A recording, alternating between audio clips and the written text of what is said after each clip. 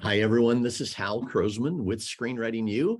And today with me is Anthony Catino, who just had a movie released on Netflix International. How are you doing, Anthony? I'm doing fantastic, Hal. Thank you for having me. So what genres would you say are your specialty? What are you best at? I specialize in thrillers, edgy thrillers in particular, usually peppered with comedy, action, or horror, as the story needs or as a producer needs in the story. And I can write horror, I can write comedy, I can write action, but I primarily write edgy thrillers. Okay, cool. And on this particular project, the one we're talking about, this one has been released now on Netflix International. I noticed the trailer had like 20 million views. Yeah, it was amazing to watch that number go up. And we weren't told, I wasn't told that it was going international. In fact, when we were putting the script together, we didn't know what the budget was. We didn't know it was a Netflix deal. So for me personally, it came as quite a surprise. That's a happy surprise. Yes. Yeah, and the movie now is out. I think it's amazing. Maybe you can walk us through this project, starting out with how did it begin? How did it originate? Well, after completing the Master Screenwriter certification course, we went through the whole marketing process. During that period, I managed to connect with an Indian producer, and he came back to me and said, hey, we're looking for a writer, submit some samples. So he was looking for thriller samples. I sent him actually a couple of shorts that have won contests, thriller shorts, which are, I think, suitable for samples because they're short and it shows you can show your character arc, scene arc, story arc, all the stuff. Yeah. So I submitted that. He liked it and he came back and said, okay, would you be interested in writing a Western? And to my surprise, it's a thriller Western for sure. If you watch the movie, if you watch the trailer, it's pretty darn good. Yeah, so we received a rough draft script. And from that point, I worked with the producer to essentially do a rewrite on it and took a lot of notes and worked on it and brainstormed on scenes and wrote very fast, turned the work in the next day. He came back with notes from overnight and we just went to work between, well, roughly 6 days a week, 1 to 4+ hours per phone call. And when we were done, I set to work and was going to do whatever it took to get those scenes turned around and in his hands the next day. Wow. So maybe you can talk with us about the process of just working together in general. What did you guys do? So once you knew that you were going to do a page 1 rewrite, what happened in the midst of that? How did it work? Essentially, we brainstormed. We brainstormed every phone call because we were having to move scenes, create scenes, fill in gaps, story gaps. But also what was important was for me to understand the director's vision for the story. And as time went on and I got to know the director indirectly, I got to know the director. Dealing with the producer and understanding what his vision for the story was certainly made my job a little bit easier, and understanding the culture and the things they needed to accomplish in the story. That was really important. And we discussed it every single day. 6 days a week, every day. 6 days a week, every day, whatever it took.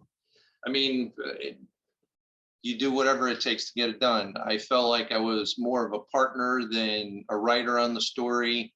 I built a solid relationship with the producer, which is really, really important in getting to know the person you're dealing with, and build not just a professional relationship, but also a personal relationship with that person. And we are still very good friends and stay in touch, and look forward to doing more.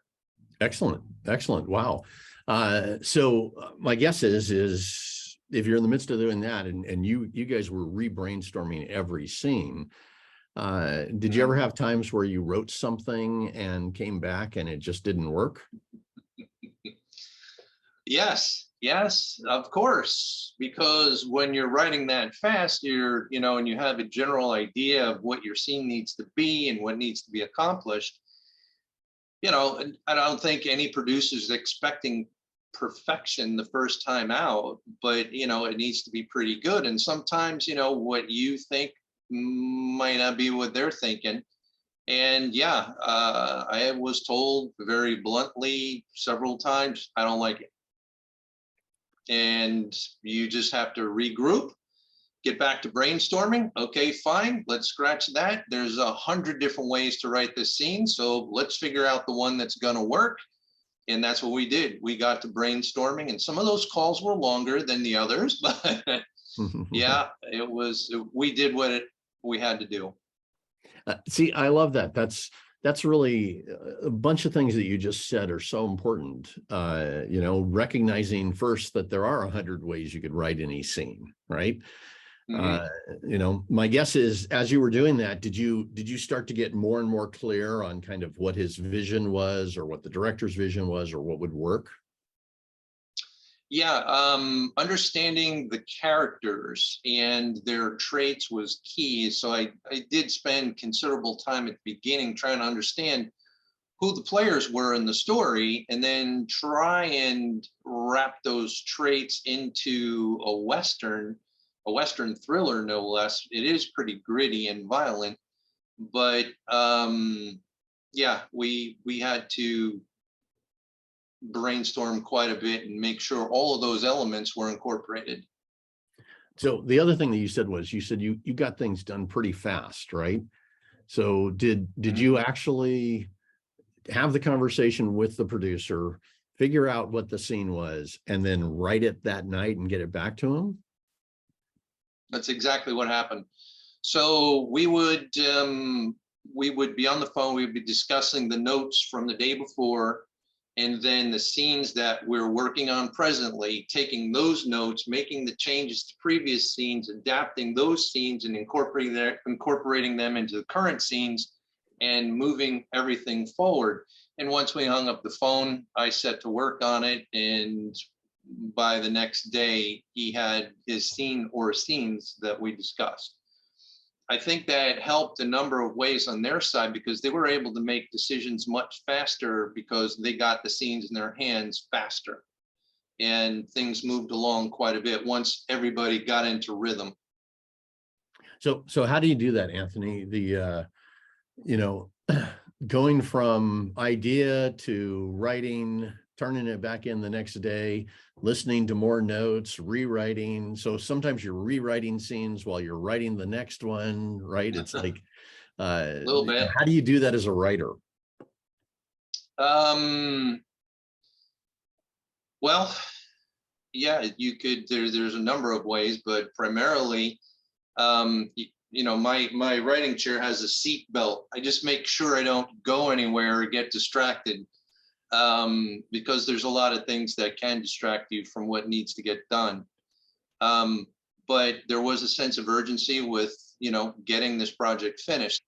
I think the difference is, if you're taking a concept, if you're working with a producer and you are taking a concept and you're having to create a story from that, you really have to understand what the director wants in order to develop that story. the types of characters, the character traits, and so on, and the general plot that you need to incorporate. So I think that's a little bit different. I've dealt with that. It's not what the Netflix project was, but yeah, it's something that you need to take into account. So you're completely committed to finishing that project, right? Getting that movie made. You know, what are your thoughts on that? Well, pretty much like the philosophy behind it was do whatever it takes to get it done, because there was a sense of urgency to get it done. And I looked at myself more as a partner in the project, because this way I felt like, okay, this is my contribution, and me getting this done allows everybody to move on with the rest of the process. Yeah. Yes. Yeah. It's, you know, getting the movie out there. Wow. That makes a huge difference. So many of them, people go through the whole thing and then never shoot it, or they never get it produced, Yes. or they never, you know, get it on any kind of major streamer or something like that. So, wow, congratulations on that. That's amazing. Thank you. Thank you. And Thank you. last question here, any advice you'd give to writers who want to do paid writing assignments? Be prepared to work hard, very hard, the hardest you'll ever work, harder than writing a spec script, because now you're in the employ of someone who's going to be looking at what you're doing every single day. It's like having somebody over your shoulder, like having Hal over your shoulder, looking at what you're doing, because, you know, you're being paid to do this, and, you know, no one expects perfection. I have not run into anybody who expects that, but it should be really, really good, and it should be elevated for sure. Excellent. So yeah, you just have to jump in with both feet. Very good. Anthony, thank you for taking the time to talk with us today. And you're welcome. Congratulations on this success and all your future successes that are going to come out of this. Thank you, Hal. Thanks very much. You bet. You have a good one.